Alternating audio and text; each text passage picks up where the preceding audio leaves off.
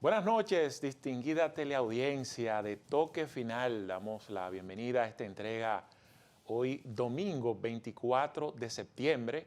Tenemos el reto, la misión de llevar pues, una hora de un contenido apostando como siempre a la calidad y sujetándonos a la tradición, que es el guión de este espacio.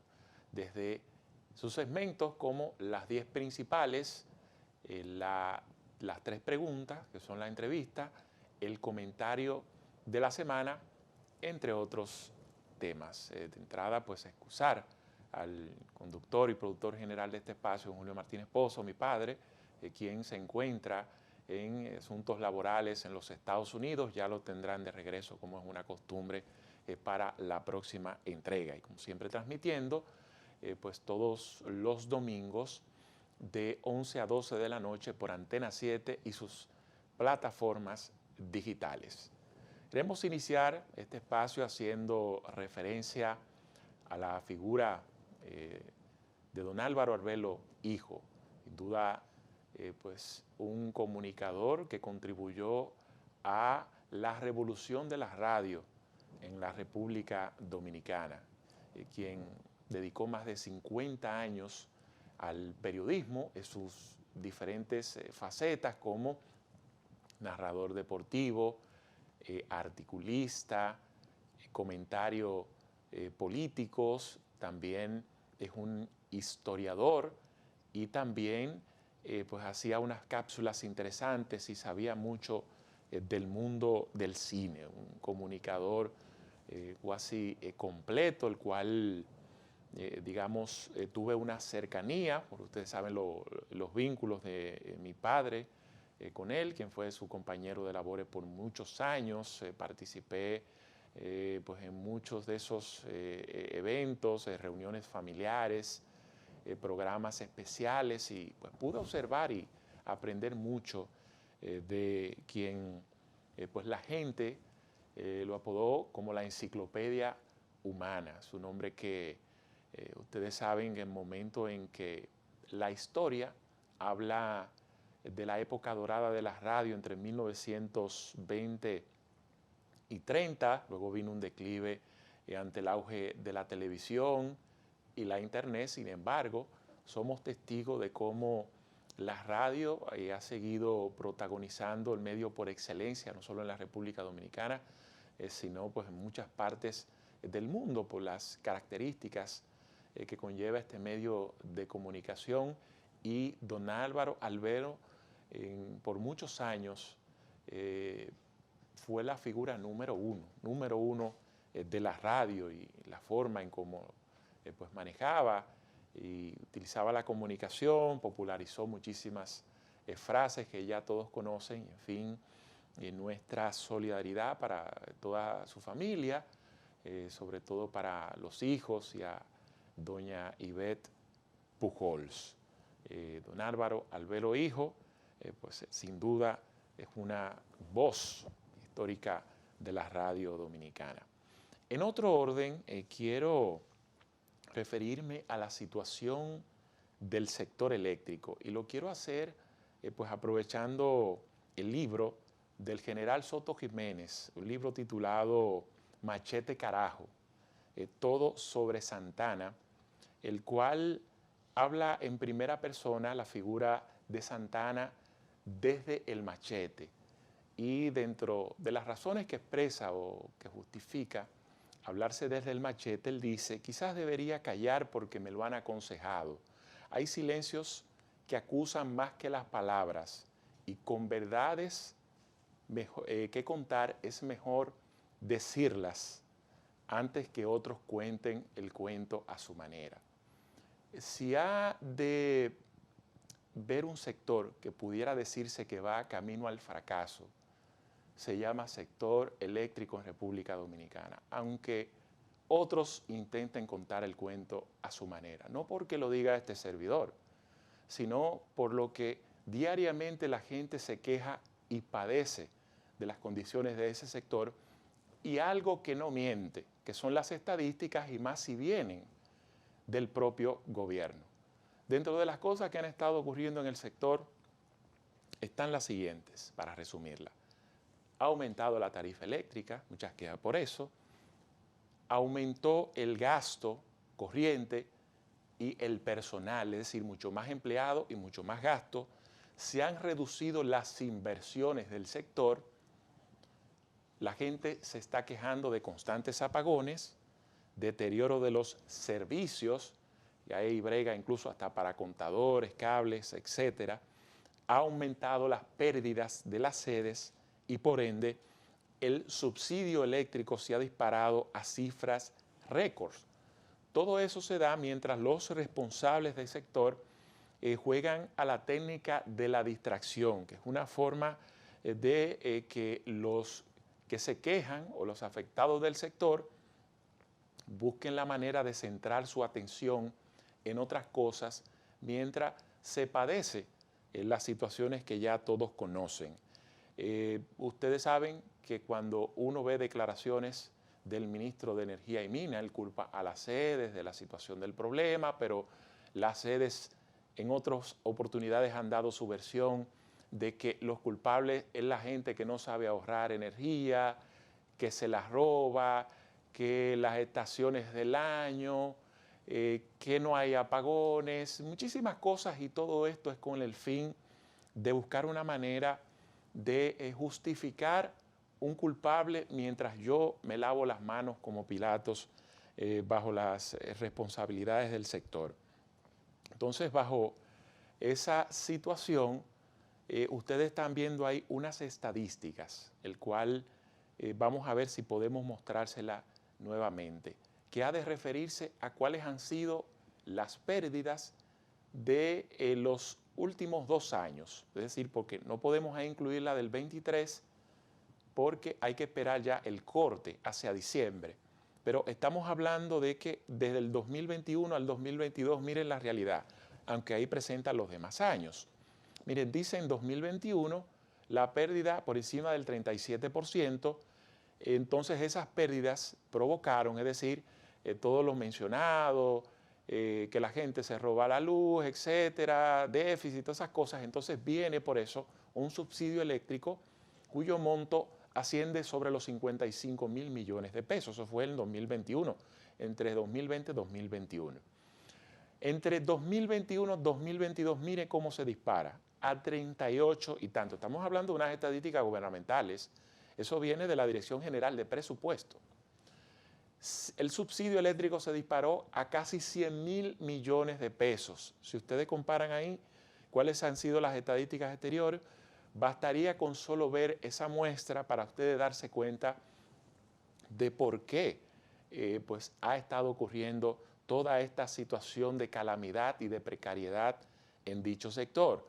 Ese 2022 hubo una asignación presupuestaria, es decir, se pensaba que el subsidio estaría por los 53.000 millones, se disparó a 99.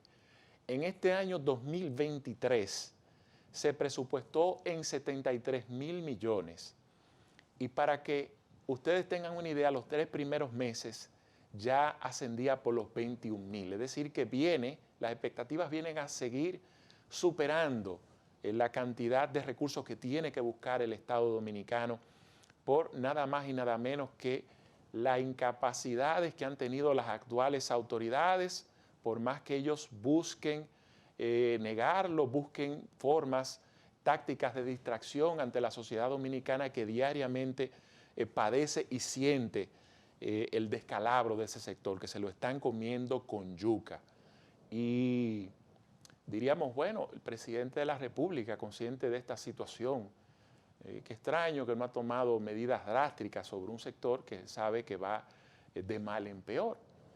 Bueno, ahí solo queda una frase cristiana que dice que el corazón del hombre es un misterio que solo Dios conoce a profundidad. Es tiempo de hacer un primer contacto de publicidad. Retornamos con más contenido en la edición de esta noche en Toque Final.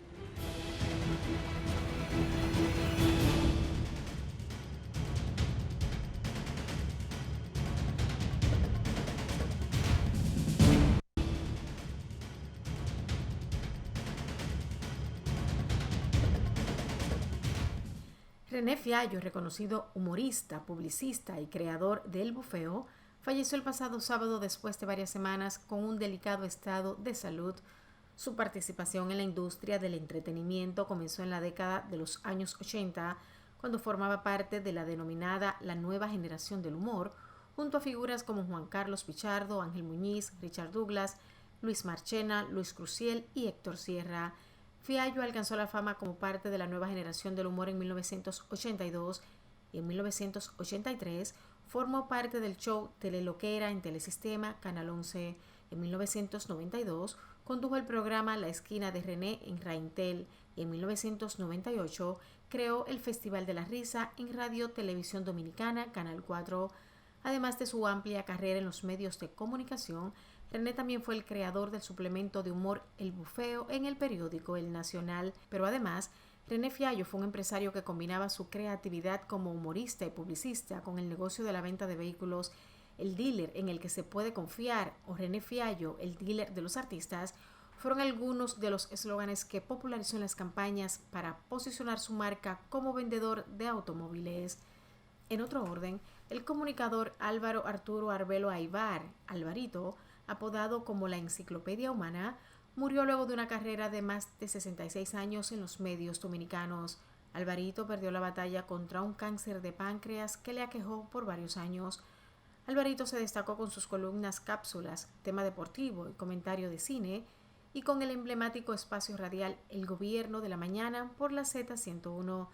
Frente al micrófono se impuso y marcó su propio estilo con inusuales análisis y su frase más popular, llévatelo Cundo, haciendo referencia al control master Cundo Camarena, a quien pedía irse a la pausa comercial al finalizar su comentario del día. También utilizaba ¿qué más? O cuidadito, compa y gallo, a modo de dar notoriedad, un hecho o advertir sobre una problemática. El veterano comunicador pasó parte de su carrera de más de 65 años en los medios y comenzó en la prensa escrita con sus columnas de cine y deporte para periódicos dominicanos. Álvaro Arbelo Hijo nació en Santo Domingo el 1 de noviembre de 1942. En 1958 se inició en el periódico La Nación, donde ocupó el cargo de redactor político, traductor, columnista y editor deportivo. Para 1977 pasó al vespertino El Nacional, donde prosiguió escribiendo las columnas, comentarios de cine, temas deportivos, así como análisis históricos, literarios y geopolíticos en cápsulas, al tiempo que fue corresponsal de la agencia United Press International. Arbelo Hijo fue condecorado 2 veces con la Orden de Duarte, Sánchez y Mella con los grados de caballero en 1977 y comendador 2001, año en que la Sala Capitular del Ayuntamiento del Distrito Nacional lo declaró hijo meritísimo de la ciudad de Santo Domingo. En 2022, la Cámara de Diputados rindió homenaje a su trayectoria periodística. Descansa en paz.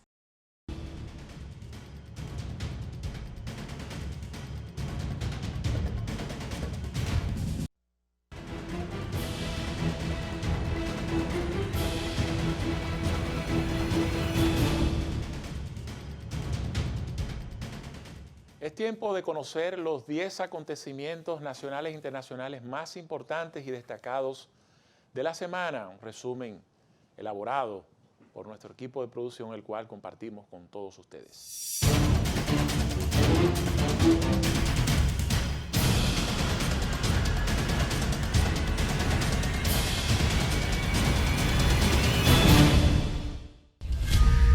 El presidente de la República, Luis Abinader, formó parte del Foro de Líderes Globales en la Universidad de Columbia en Nueva York, donde vivió un incómodo momento cuando una de las estudiantes, Lizzie George Griffin, lo enfrentó por los problemas de racismo, homofobia y colorismo que aseguró tiene el país, lo que el mandatario negó de manera categórica. La joven tomó un turno para hacer una pregunta al presidente dominicano, la cual fue precedida de una larga explicación sobre el colonialismo y las prácticas heredadas en perjuicio de los africanos, para finalmente preguntar cuáles son sus planes para salvar a la República Dominicana de las actitudes racistas, la homofobia, la transfobia y el colorismo. Abinader esperó que la joven estudiante terminara la pregunta para responderle que en la República Dominicana nunca hubo un problema de la raza, un problema real, lo que enfatizó al señalar que el 85% de la población dominicana es de raza mixta. Para respaldar su posición, el mandatario señaló la situación de los hospitales dominicanos que dan asistencia a las parturientas indicando que el 35% de las maternidades del país son ocupadas por mujeres haitianas. ¿Me puedes decir, puedes nombrar solo un país en el mundo en el que el 35% de sus casas de maternidad son ocupadas por personas de otro país? Solo menciona un país, no hay un país. ¿Estados Unidos? No creo que Estados Unidos tenga un 35% ocupado por extranjeros en el hospital de maternidad y no somos un país rico, insistió Abinader a la joven. La estudiante, no conforme con esta respuesta, interrumpió al mandatario para asegurar que hay un problema de la raza en la República Dominicana. A su vez, el presidente la interrumpió y le dice, bueno, esa es tu opinión, lo que la estudiante confirmó en protesta. La chica lanzó una réplica sobre hombres haitianos retirados forzosamente y siendo heridos, a lo que el presidente indicó, esa es tu opinión, pero no es el problema real que tenemos en República Dominicana. Finalmente, la chica le dio la espalda al mandatario dominicano y se dispuso a abandonar la sala donde se llevaba a cabo el conversatorio tras lanzar esa es tu opinión, con lo que se puso fin al debate. Tanto la acción de George como las palabras que emitió hacia el presidente Abinader han provocado la reacción de decenas de internautas dominicanos, quienes han expresado en los comentarios de su cuenta de Instagram y otras redes sociales su enojo hacia la joven. El presidente Luis Abinader volvió a solicitar a la comunidad internacional ante la Asamblea de las Naciones Unidas, ONU, que asuma el tema haitiano como una situación de altísima prioridad. En su discurso del pasado miércoles, reiteró que el vecino país no solo sufre una tragedia medioambiental, sino también una inestabilidad política y social que puede convertirse en una amenaza para toda la región. En ese sentido, llamó a que se apruebe la resolución que busca crear una fuerza multinacional para asistir a la Policía Nacional Haitiana, como han solicitado el gobierno de ese país y el secretario general de la ONU, Antonio Guterres. Hacemos también un llamado al Consejo de Seguridad a aprobar dicha resolución ahora, porque el tiempo se agotó, dijo Abinader. Además, el presidente aplaudió el gesto de Kenia de liderar la fuerza multinacional, el de Jamaica y Bahamas de aportar efectivos, al tiempo de aprovechar para agradecer de forma particular al presidente de Kenia, William Ruto, por la búsqueda de la paz y la estabilidad del pueblo haitiano. Asimismo, Abinader manifestó que la construcción del canal de desvío de las aguas del río Masacre nunca fue comunicado de manera oficial al gobierno dominicano, ni se suministró documentación sobre su envergadura, su impacto ambiental y la identidad de sus beneficiarios finales.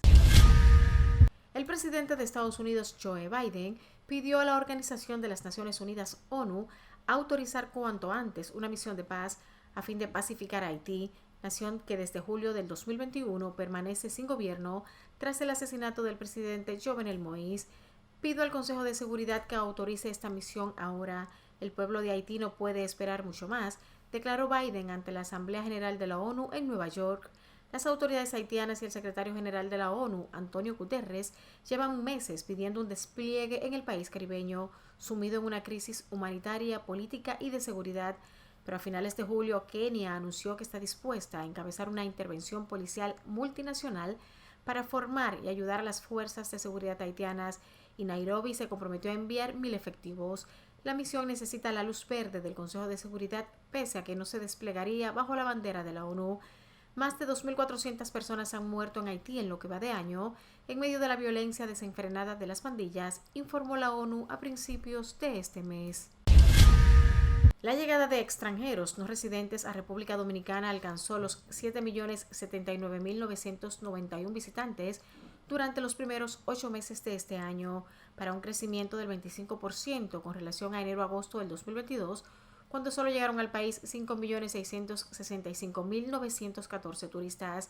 De la cantidad de turistas que ha llegado hasta ahora, el 78.32% se trasladó vía aérea, siendo 5.544.778 personas, mientras que 1.535.213 arribaron como cruceristas, con una participación que ya supera el 20%. El ministro de Turismo, David Collado, expresó que los resultados reflejan claramente la fortaleza que tiene el turismo de la República Dominicana, que solo durante agosto atrajo 784.284 visitantes. El ministro de Turismo, David Collado, expresó que los resultados reflejan claramente la fortaleza que tiene el turismo de la República Dominicana, que solo durante agosto atrajo 784.284 visitantes. Durante ese mes, 555.159 pasajeros aéreos fueron extranjeros no residentes, para un alza del 11% con relación a agosto pasado, mientras que los dominicanos no residentes que pernoctaron en el país durante ese periodo fueron 109.923 para una reducción del 8%. Estados Unidos lidera el flujo de turistas durante este año, representando solo el 50.7% de los extranjeros no residentes que estuvieron en República Dominicana durante agosto, siendo Nueva York y Miami las ciudades desde donde más partieron hacia el país. A este le sigue Canadá con un 9.3%, Colombia queda en el tercer lugar con un 5.1%, seguido de España 5.0% y Reino Unido 3.1%. El Banco de Reservas se convirtió en la primera entidad financiera de República Dominicana en aperturar una oficina de representación en Nueva York, Estados Unidos, que beneficiará a miles de dominicanos residentes en este país. El administrador general del Banco de Reservas, Samuel Pereira, destaca que la apertura del banco en Nueva York es un deseo y una promesa del presidente Luis Abinader. Pereira indicó que se hizo un gran trabajo para obtener la permisología de construcción del edificio y que los ingenieros hicieron un trabajo excelente en torno a las labores del Banco de Reservas en Nueva York. No puede captar depósitos de los dominicanos residentes en la gran urbe. Asimismo, el administrador general del Banco de Reservas dijo que los dominicanos residentes en Nueva York también pueden tramitar préstamos en la representación en la Gran Manzana y manifestó que el personal que laborará en la nueva oficina reside en esa gran urbe. La madrugada del pasado martes, 2 agentes de seguridad en el supermercado Olé en Villamella resultaron muertos a manos de desconocidos que penetraron al comercio para sustraer mercancía. De acuerdo con personal de la tienda, el hecho se produjo alrededor de las 5 de la madrugada, cuando los presuntos asaltantes llegaron al lugar e hirieron mortalmente a los vigilantes. Las víctimas, quienes fueron halladas por los empleados del supermercado, han sido identificadas como Horacio Peña, residente en la comunidad La Piscina del sector Los Guaricanos, Santo Domingo Norte, y Eusebio Rojas, de 65 años, residente en Cristo Rey. En el comercio ubicado en la avenida Hermanas Mirabal, operan una farmacia y una tienda de celulares, de la cual supuestamente fueron sustraídos varios celulares. El Ministerio de Salud Pública reportó 2 nuevas muertes confirmadas por dengue, para un total de 8 fallecidos asociados a este virus, transmitido por la picadura del mosquito Aedes aegypti en lo que va de este año 2023. Hasta el momento hay más de 200 menores ingresados en los centros de salud del país con sospecha de la enfermedad. Las autoridades también informan del registro de 823 nuevos casos sospechosos de la enfermedad durante la semana epidemiológica 36, elevando a 7.571 el total de pacientes con cuadros febriles. El 74% de estos casos están concentrados en 10 localidades: Santo Domingo con 2.878 reportes, Distrito Nacional con 985, Santiago con 799 pacientes, San Cristóbal con 389, unos 369 casos en La Romana, 334 en Barahona, 302 en Sánchez Ramírez, 294 en La Vega, 269 en Montecristi y Puerto Plata, con 240 pacientes sospechosos. La letalidad de la enfermedad se eleva a 0.09%. El viceministro de Salud Colectiva, Eladio Pérez, indicó que el comportamiento del dengue, enfermedad endémica en nuestro país, ha entrado en fase de meseta, con una proyección que dentro de las próximas semanas se empieza a reflejar en la curva epidemiológica una disminución de casos. Un paquete sellado que contenía fentanilo por valor de varios miles de dólares fue descubierto dentro de una guardería de la ciudad de Nueva York, donde un niño de 1 año murió de una sobredosis de opioides la semana pasada, según un expediente judicial. La propietaria de la guardería, sin embargo, sostuvo que no tenía conocimiento de la presencia del opioide altamente potente que enfermó a otros 3 niños pequeños, incluida una niña de 8 meses que dio positivo por uso de fentanilo. Gray Méndez, una mujer de 36 años que operaba la guardería Divino Niño dentro de un apartamento del Bronx, se declaró no culpable de los cargos de asesinato por la muerte de Nicolás Dominici, un hombre que alquiló una habitación dentro del apartamento del Bronx. Carlisto Acevedo Brito, de 41 años, está esperando ser procesado por los mismos cargos.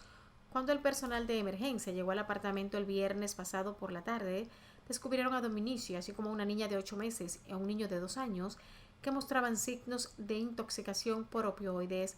Los médicos administraron Narcan, un medicamento para revertir la sobredosis, a los 3, ayudando a contrarrestar los síntomas de los niños de 8 meses y 2 años. Un cuarto niño que había asistido a la guardería fue llevado a un hospital por su madre después de mostrar signos de exposición a drogas incluyendo dificultad para respirar y falta de respuesta. El fentanilo, un opioide sintético que es hasta 50 veces más potente que la heroína, se ha convertido en el principal factor del aumento vertiginoso de las muertes por sobredosis tanto a nivel nacional como en la ciudad de Nueva York. Una mujer mexicana de 40 años, identificada con el nombre de Laura Barajas y con residencia establecida en San José, California, padeció la amputación de los dos brazos y las dos piernas después de haber consumido una pieza del pescado conocido como tilapia, el cual adquirió en un mercado local. Después de haber consumido el alimento, la mujer fue hospitalizada y puesta bajo cuidados intensivos debido a la gravedad del estado en que se encontraba su salud, debido al antecedente del consumo de tilapia, así como los signos y síntomas presentados por la paciente. Los doctores sospecharon de una infección bacteriana causada por Vibrio vulnificus. El estado de la paciente obligó a los doctores a inducirla al estado de coma y conectarla a un respirador. De acuerdo a la información, a pesar de la sospecha de la presencia de la bacteria, los médicos no la hallaron en los estudios practicados. La bacteria Vibrio vulnificus es transmitida a través de pescados o mariscos crudos o con bajo nivel de cocción, de acuerdo con el Centro para el Control y la Prevención de Enfermedades del Gobierno de los Estados Unidos. Dicha infección puede ser adquirida por personas que consuman los alimentos mal cocinados, aunque de acuerdo con el organismo gubernamental de los Estados Unidos, también puede adquirirse a través de una herida abierta que haya entrado en contacto con pescados y mariscos crudos, su salpicadura, agua salada o agua salobre que contengan. Finalmente, los líderes mundiales adoptaron una declaración política en la que reconocen que los Objetivos de Desarrollo Sostenible, ODS, no se alcanzarán sin un impulso masivo a la inversión necesaria para lograr transiciones energéticas, alimentarias y digitales justas y equitativas, y para transformar la educación y la protección social en los países en desarrollo. El documento se selló durante la Cumbre de los Objetivos de Desarrollo Sostenible, que tuvo lugar esta semana en la sede de la ONU en Nueva York, en el marco del segmento de alto nivel del debate de la Asamblea General. La declaración renueva el compromiso con la acción inmediata y colectiva para construir un mundo sostenible, inclusivo, próspero y resiliente, en el que nadie quede atrás para 2030. El foco del documento es la implementación y, sobre todo, el financiamiento al desarrollo, para el que urge asignar $500,000 millones anuales.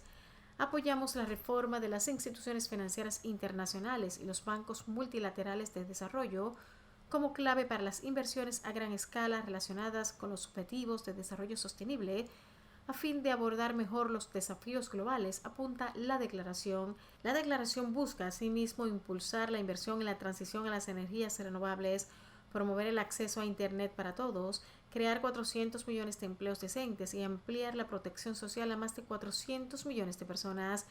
En 2015, los jefes de Estado y de Gobierno se comprometieron con los ODS, que incluyen poner fin a la pobreza extrema y el hambre, garantizar el acceso a agua potable y saneamiento, así como a energía verde, además de brindar educación universal de calidad y oportunidades de aprendizaje permanente para todas las personas en un plazo de 15 años.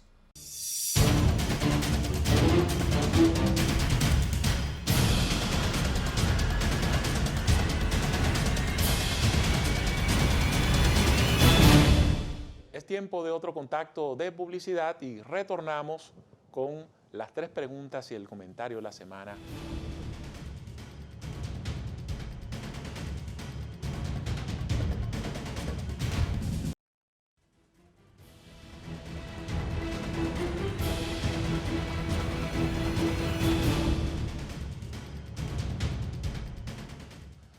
Bueno, las 3 preguntas es uno de nuestros segmentos esenciales donde pues hacemos 3 preguntas sobre temas puntuales. Están dirigidas hacia esa intervención del presidente de los Estados Unidos en la ONU a propósito de esta crisis haitiana y República Dominicana con la construcción de un canal en el río Masacre, también la intervención del presidente de la República en la ONU, que quiero referirme a ese tema, y también, digamos, a lo que fue lo más viral y comentado de la semana, que fue la estudiante que cuestionó al presidente dominicano por racismo y maltrato a los ilegales indocumentados en la República Dominicana. Y bueno, aquí volvemos a algo que es muy básico, Y eso nos viene incluso morando desde los primeros tiempos de pensamiento de Grecia, Roma, Aristóteles y Platón, que hablaba de la importancia y el respeto a nuestros mayores y a los adultos. No por un tema que está simplemente con el tema de edad, sino por lo que eso implica en cuanto a fuente de experiencia y sabiduría. E incluso invitan a que a los jóvenes primeros hay que enseñarle ética antes que política, tomando en cuenta de que esta puede contribuir a moderar las pasiones, porque ustedes saben que no hay cosa más desenfrenada que la pasión de un joven. Y dentro de las cosas que plantean estos filósofos, que dice que la vejez libera al hombre de las pasiones y el hombre se inclina más por el aprendizaje.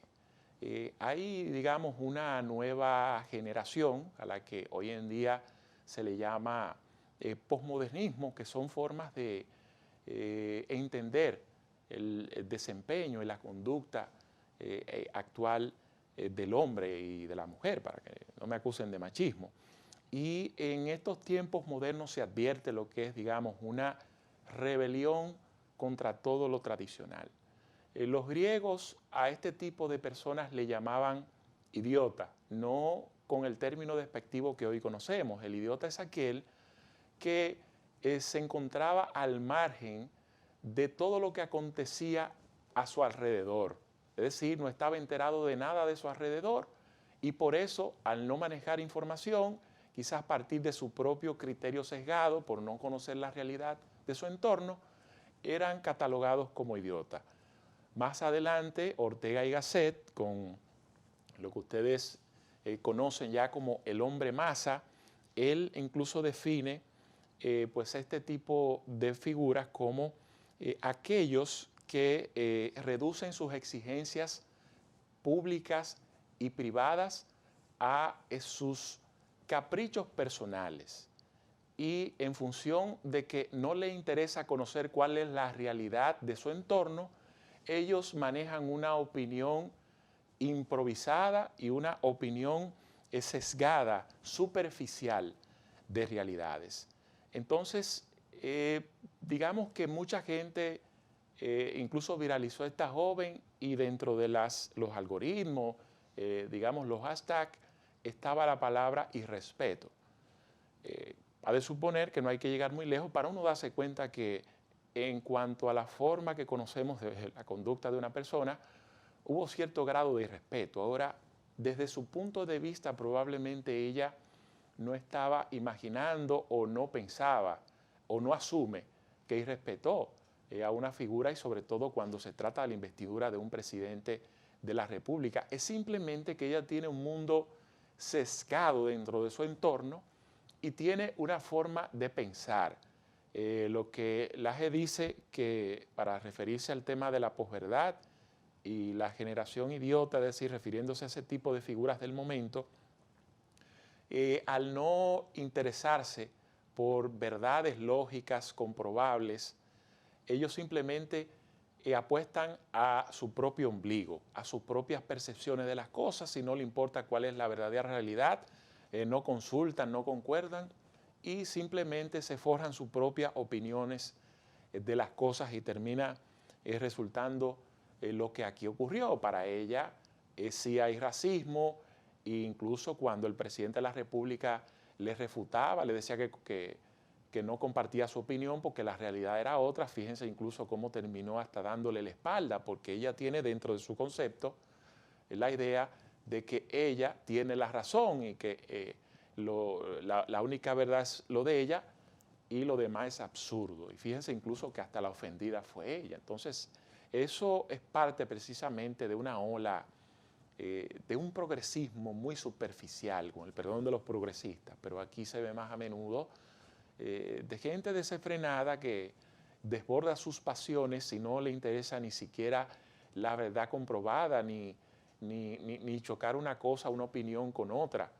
para usted entonces formar sus propias conclusiones. Y sé que me estoy extendiendo en el tiempo, por eso entonces paso a lo que fue el discurso como tal de Abinader, que como es natural, ¿verdad? Ustedes saben que la ONU, los presidentes anualmente tienen la tradición de emitir un discurso ante un organismo supranacional que busca, digamos, la armonía, la paz, los derechos humanos, el progreso, la calidad de vida de los demás países y su gente, pero por más interés que tenga este organismo de hacer el bien en general, siempre se impone el interés nacional, es decir, la prioridad que tiene cada país, las problemáticas, los intereses individuales y particulares.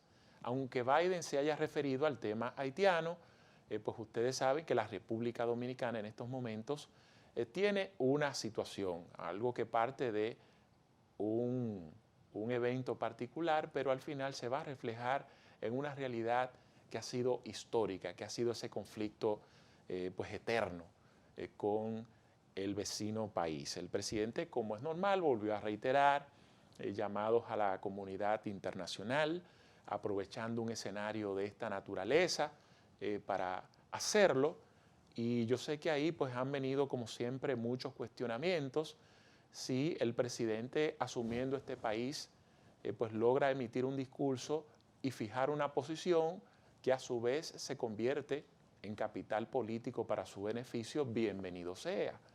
Eso es evidente, no solamente es un presidente de la República, estamos hablando de un político que busca una reelección presidencial y es natural que pues aprovecharía cualquier tema y no les desagrada la idea de él y su equipo de si algo le da mucho adepto, le genera mucho más simpatía, como lo es unificar un país en torno a una posición, pues perfecto.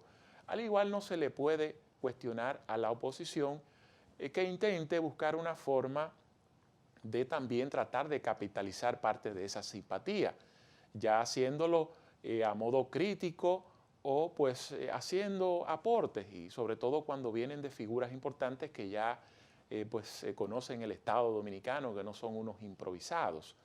Que veo mucha hipocresía de gente hablando de no politizar ese tema, pura hipocresía, y sobre todo cuando viene de figuras que son adeptas al gobierno. Primero, ustedes son ustedes más que nadie son los que han politizado ese tema porque se han aprovechado de algo que ha contribuido a la unificación del país y a su vez ha mejorado la simpatía del presidente de la República, y ustedes son los primeros que le han sacado todo el provecho del mundo, partiendo hasta de la propia estrategia de su comunicación. Y segundo, cuando ustedes eran oposición, ustedes más que nadie lo politizaban todo. Lo que pasa es que ahora le ha tocado ver las cosas desde arriba y lo ven de otra manera, pero ustedes no son quien para cuestionar.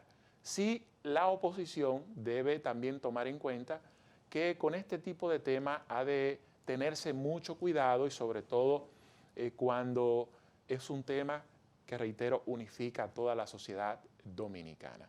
Es tiempo de pasar a nuestras tres preguntas. Tenemos como invitado al distinguido Pelegrín Castillo, la familia Castillo, el cual nos fija su posición a través de nuestro segmento sobre el llamado que hizo el presidente de los Estados Unidos sobre intervenir Haití.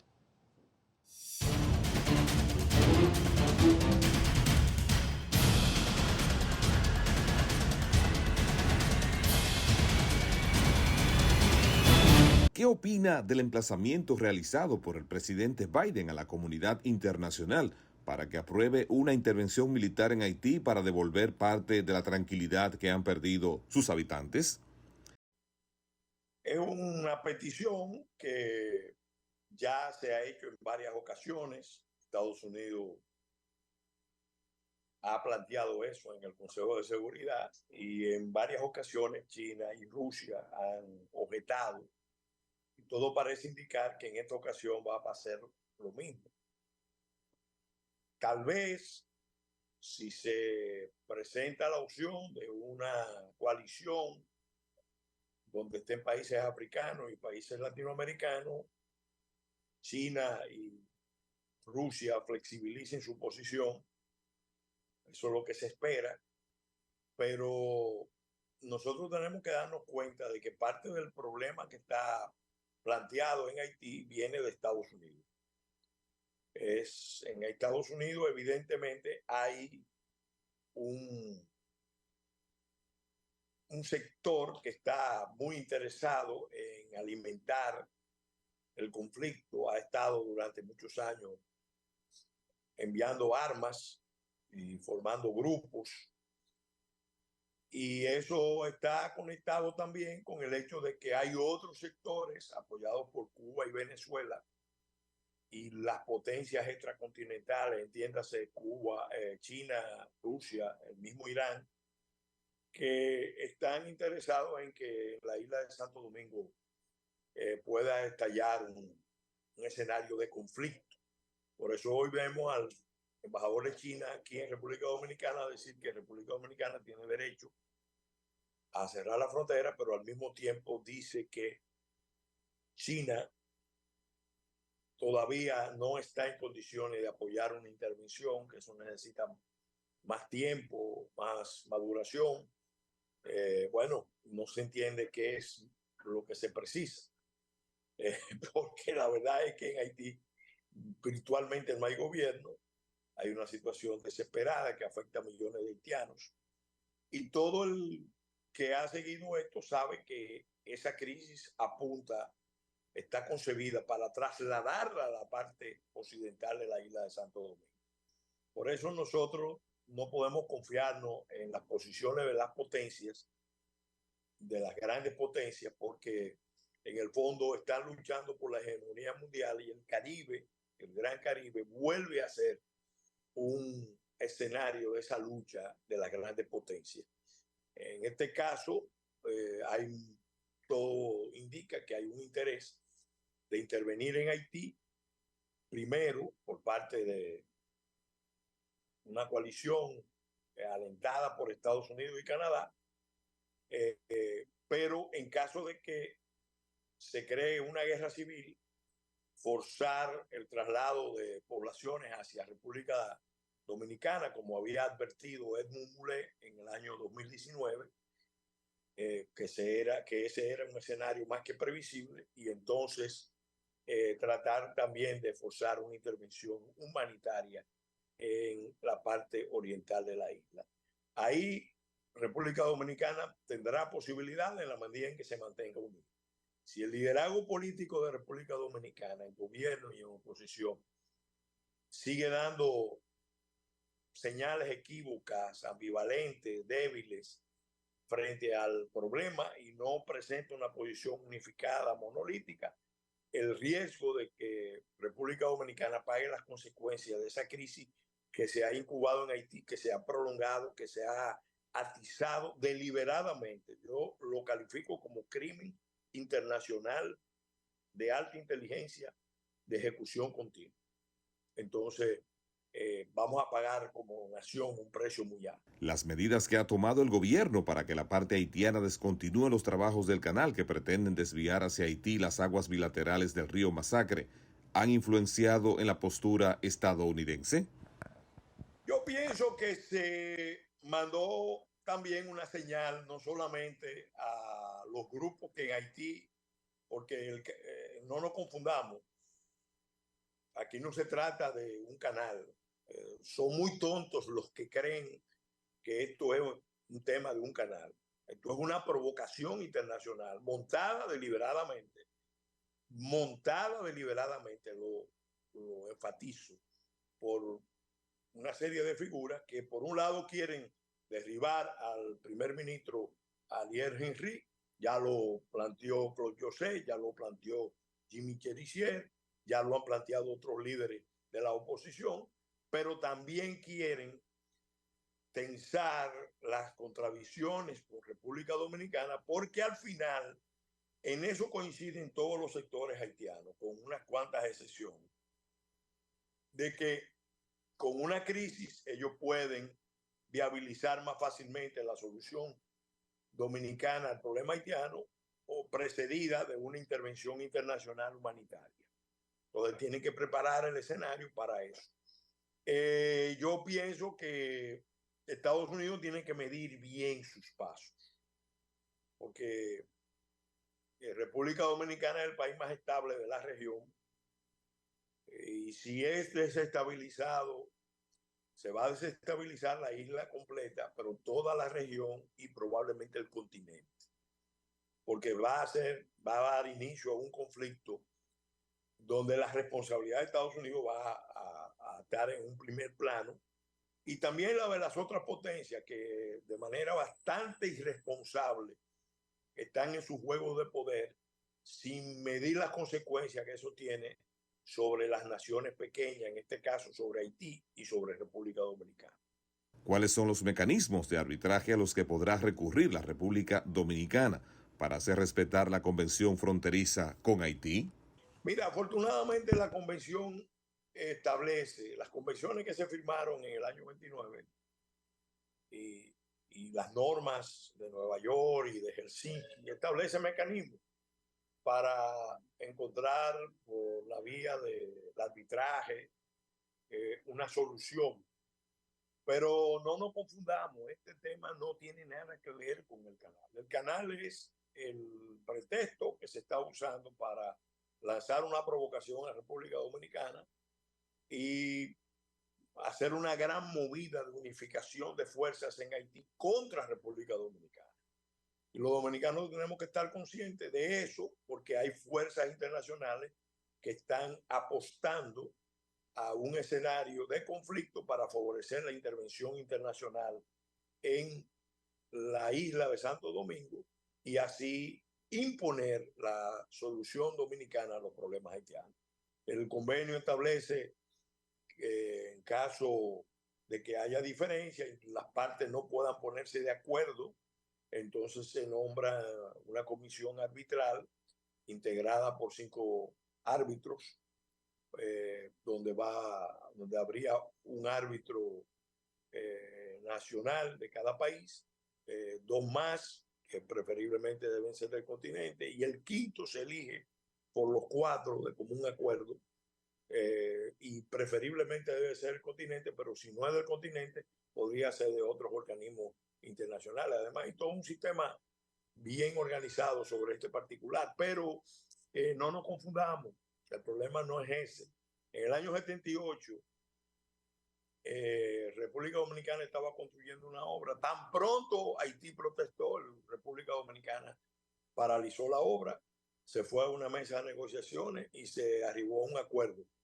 El acuerdo del canciller Jiménez con el canciller Brutus para la construcción del dique derivador internacional sobre el río Pedernales, que finalmente no le sirvió ni a Pedernales, la parte dominicana, ni a Zapitre y en la parte haitiana, porque la cuenca, en el fondo, en última instancia, el problema es preservar las cuencas.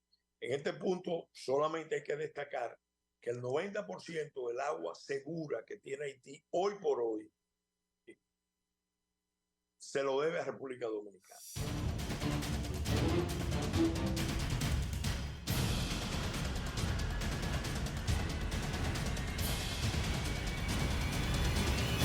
Vamos con otra pausa comercial y retornamos con los minutos complementarios.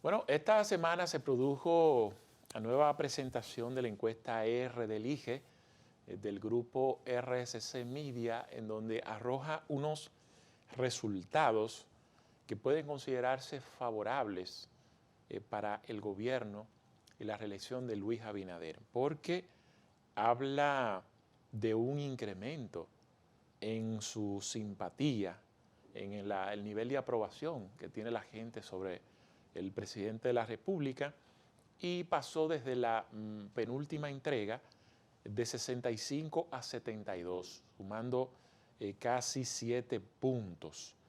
Entonces, esa aprobación ha reflejado pues, una simpatía que aumenta la intención de votos y habla de que si las elecciones se produjesen en el momento en que fue establecido este estudio, el presidente de la República obtendría un 53%. Habla aquí, bueno, dice la pregunta, si las elecciones del 2024 para presidente de la República fueran hoy, ¿cuál opción votaría?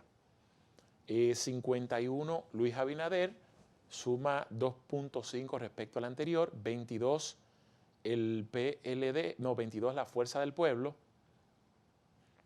y, o sea, estamos hablando de Leonel Fernández, y 20, aquí estoy hablando de las simpatías partidarias, perdón, 51 PRM, 22 Fuerza del Pueblo, 20 PLD. Ya entonces, el tema de presidencial, presidente Abinader 53, Leonel 27.8, Abel Martínez 16.6. En el caso de Leonel dice que sube 3.5 y Abel Martínez desciende 6.3%. Es más o menos los datos presidenciales interesantes de esta encuesta. Ya pues más adelante ya ustedes conocerán y han visto las diferentes ponderaciones y análisis sobre este estudio. Nos informan que ya hemos arribado a la parte final de la entrega de este domingo en Toque Final. Como siempre, agradecidos por la amabilidad de su sintonía. Nos vemos en una nueva edición, eso será el próximo domingo de 11 a 12 por Antena 7 y sus plataformas digitales. Feliz resto de la noche.